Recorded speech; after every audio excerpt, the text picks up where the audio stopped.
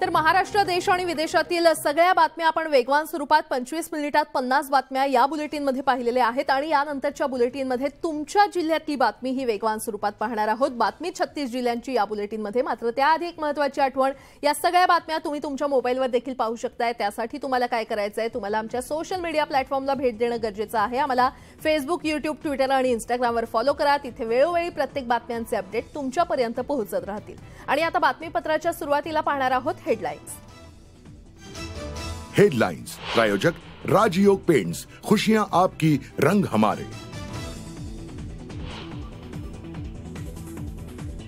इर्शाळवाडीमध्ये आजही शोध मोहीम सुरू। आतापर्यंत 16 जणांचा मृत्यू, 98 जणांना वाचवण्यात यश।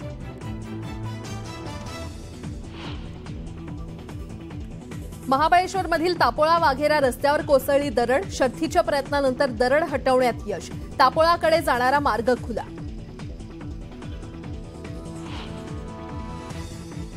कोकणसह पश्चिम महाराष्ट्रातील काही भाग आणि विदर्भात मुसळधार पावसाची शक्यता, प्रशासन अलर्ट मोडवर।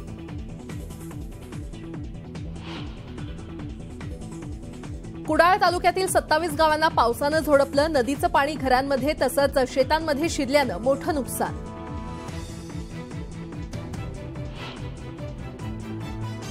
मुसळधार पावसामुळे तुळशी तलाव ओव्हरफ्लो, तर मुंबईला पाणी पुरवठा करणाऱ्या 7ही तलावांमध्ये 36.81% पाणीसाठा।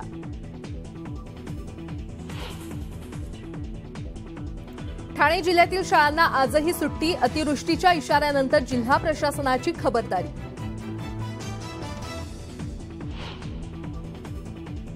नवी मुंबईच्या एपीएमसी बाजारात डाळी आणि कडधान्यांच्या दरात वाढ, घाऊकमध्ये प्रति किलो 10 रुपयांनी वाढ।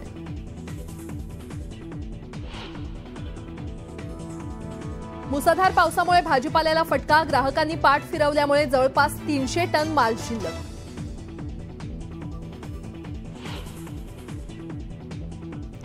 नागपुरात डेंग्यूचा उद्रेक, 20 दिवसात 151 संशयित रुग्ण आढळले, तर कळमना भागात अल्पवयीन मुलीचा डेंग्यूमुळे मृत्यू झाल्याचा संशय।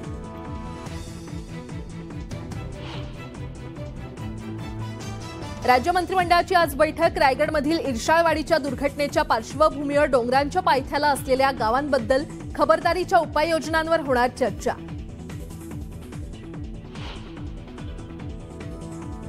लवासा प्रकरणावर आज सुनावणी, पवार कुटुंबियांविरोधात सीबीआय चौकशीचे आदेश देण्याच्या याचिकेवर हायकोर्टात सुनावणी।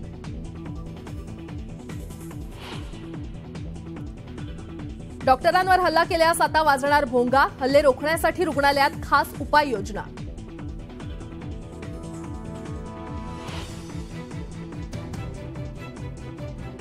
तुळजाभवानी मातेच्या अलंकारांची फेरमोजणी होणार, पेटीतील अलंकार गायब झाल्यानं जिल्हाधिकारी डॉक्टर सचिन ओंबासे यांचा निर्णय।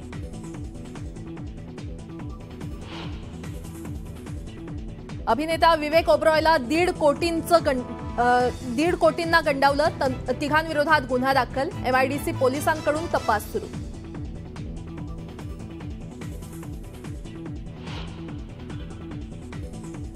मुंबई विमानतळावर प्रवासी संख्येचा उच्चांक, जूनमध्ये तब्बल 42 लाख प्रवाशांचं टेक ऑफ।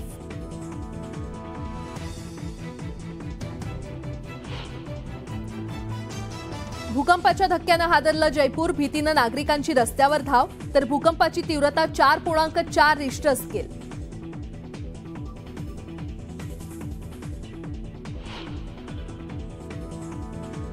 आणि वेस्ट इंडिज विरुद्धच्या दुसऱ्या कसोटीवर भारताची पकड, यशस्वी विराट आणि रोहितची दमदार अर्धशतकं। पहिल्या दिवसाअखेर भारत 4 बाद 288 धावा।